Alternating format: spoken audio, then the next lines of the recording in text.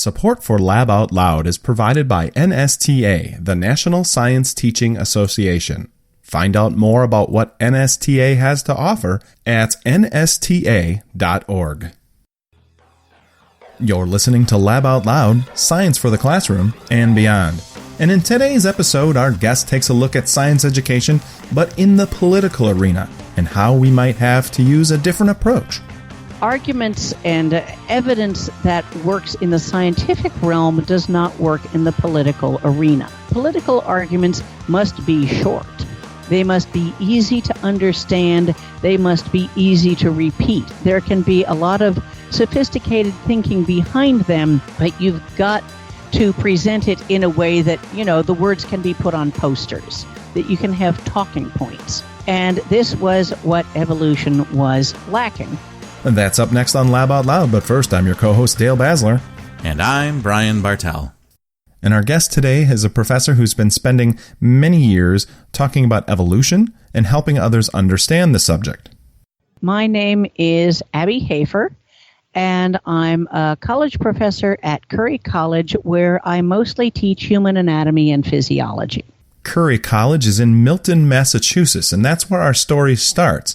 Professor Hafer has been teaching evolution not just to the students in her classes, but through talks that she provides and books that she has written. Yet through the years, she has noticed things like creationism and later intelligent design nudge their way into the science classrooms of our public schools. This left her with a problem to address.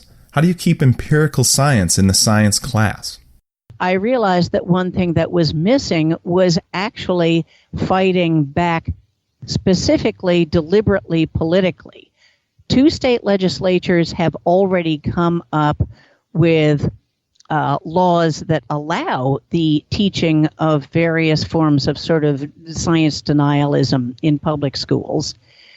And I realized that there's no reason why 2 can't play that game. And so I have come up with a bill which has been submitted into the Massachusetts legislature that defends peer-reviewed science, that defends science education, and says basically that science education should be based on science, which I know sounds shocking.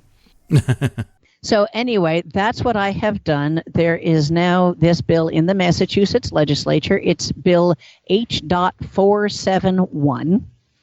And it basically says that science taught in Massachusetts public schools has to be based on peer-reviewed, age-appropriate science.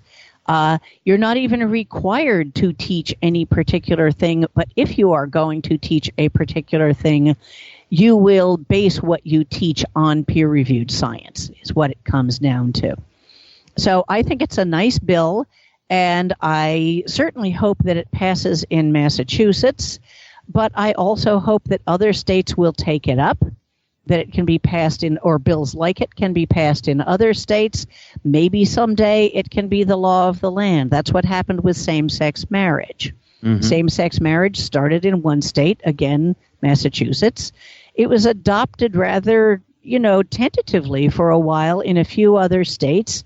Progress was very slow, but now it's the law of the land. And so I'm hoping that something as straightforward as teaching science in science classes can also wind up becoming the law of the land. When was the bill introduced? The bill was introduced in this legislative session, which I believe started in January. It's a 2-year session. Okay. So it has just gotten underway. The bill has been submitted to the Joint Committee on Education, that is joint between the Massachusetts House and Senate. Okay. It's had one public hearing that took place in July. Unfortunately for me, the hearing was sort of announced about a week or so ahead of when it was to take place, and I already had plane tickets to be in the Netherlands at the time.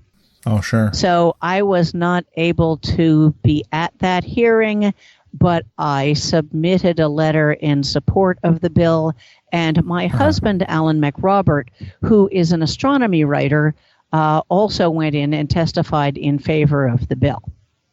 What is your connection with the bill? What does that entail? Okay.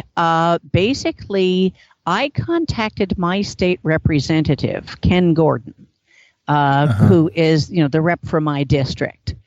And I asked him if he would be willing to submit a bill of this type. And, when we originally discussed it, it was, in the middle of the last legislative session, and he was in principle fine with it, but, it was not a good time. When the new legislative session came up, Ken Gordon's assistant got hold of me and said, okay, this is the time to submit bills. And, do you have a bill worked up and ready to go? And I came up with some language quickly that I sent in to them. They then, ran it past their people who know these things because, of course, legislation has its own language. But they then came up with the bill, ran it past me again, and I said, fine. And so the bill that was submitted was essentially my idea, but then given appropriate language by the people in the legislature. Okay. And this is more of a proactive language rather than reactive, that you haven't seen any abuses in Massachusetts, but you're writing this bill to make sure that there aren't any in this arena, right? I have not seen any active abuses, but I do know that there are creationist and intelligent design supporters in Massachusetts. In fact, my representative, Ken Gordon, one of his opponents a few years ago, thought that, teaching creationism and evolution side by side in public schools seemed like a fine idea. And there was actually somebody running for school committee a few years ago here in my little town of Bedford that thought that seemed okay. So, people are out there. I think some of them are innocent, where they just think that it seems fair and don't realize that it is fundamentally unscientific. The language in those bills that you referenced seem innocuous on the face, but we know that they can have devastating consequences in terms of what's happening with that science education. Right. And so anyway, as I said, Ken Gordon's opponent a while ago actually thought that teaching creationism sounded fine, and he was horrified by this, and he asked me to write a letter to our local papers, which I did. But so he is very on board with this. And the fact of the matter is that, anything can happen anywhere, and there have not been abuses yet, but clearly the possibility exists. And why not protect science education up front? Good. And I'm glad to see that. You've written this, and we've kind of chatted about this in the sense that you would like to see other states perhaps take a bill up like this. Do you intend this to be, in a sense, copied and pasted?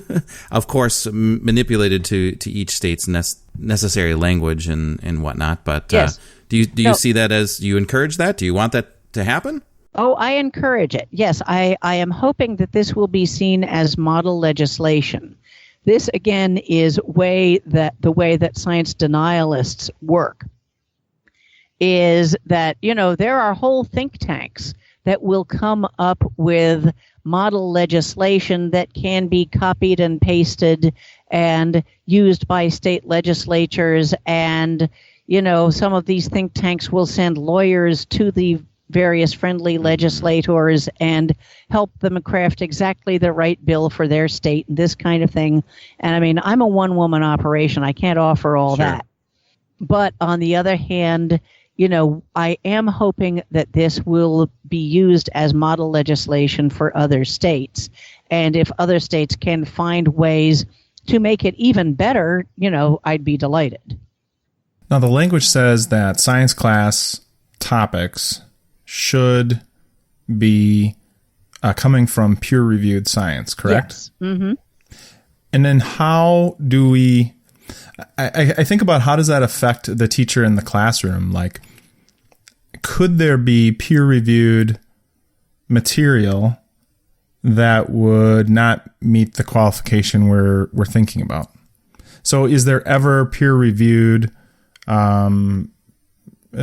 studies on intelligent design, but they can claim that I am in a peer-reviewed journal?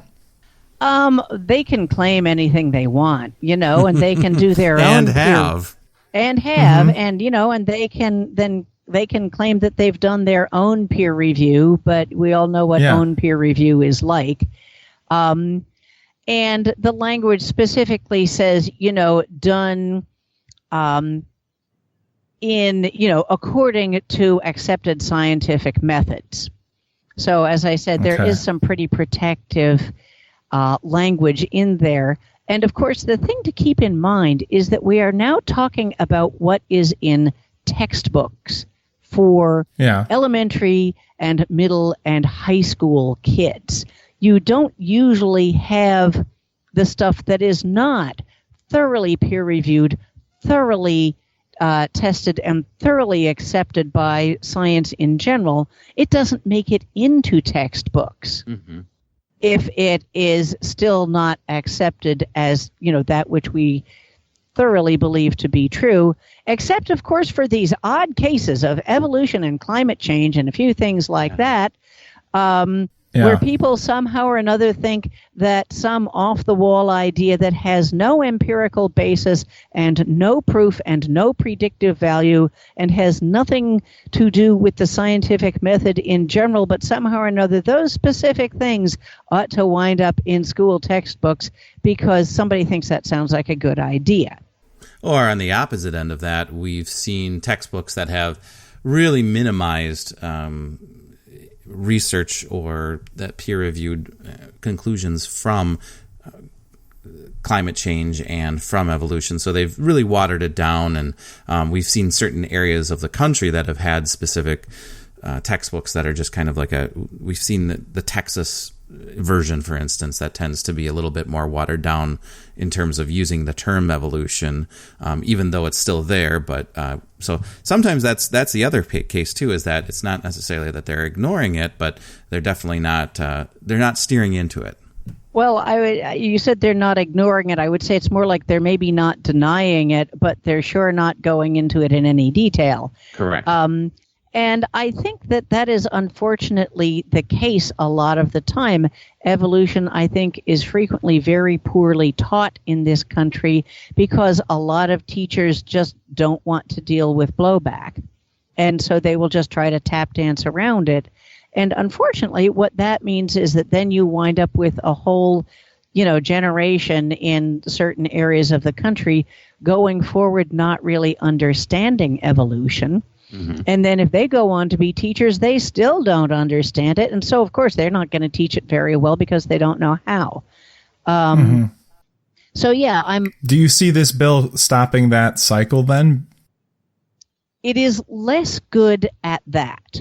What it does is stops the sort of blatant, let's introduce alternative materials that are completely unscientific. Sure. I can at least manage to do that with this bill. And that means that students are protected from a rogue teacher who says, let's bring in some creationist articles. That'll be fun for the kids, this kind of thing. So, as I said, it protects students from that because, again, if other teachers find out or the students object or the parents object, there will be, I hope, a law that everybody can point to saying those materials that teacher is bringing in are not peer-reviewed. They should not be used. It protects everybody. It protects students from rogue teachers. It protects teachers from rogue parents who might say, why aren't you introducing creationism? Why don't the state standards address this?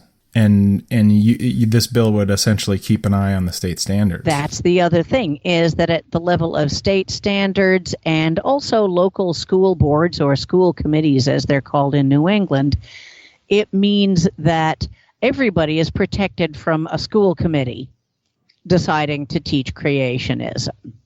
That, of course, as you may recall, is what happened in Dover, Pennsylvania, where the school committee was taken over by creationists.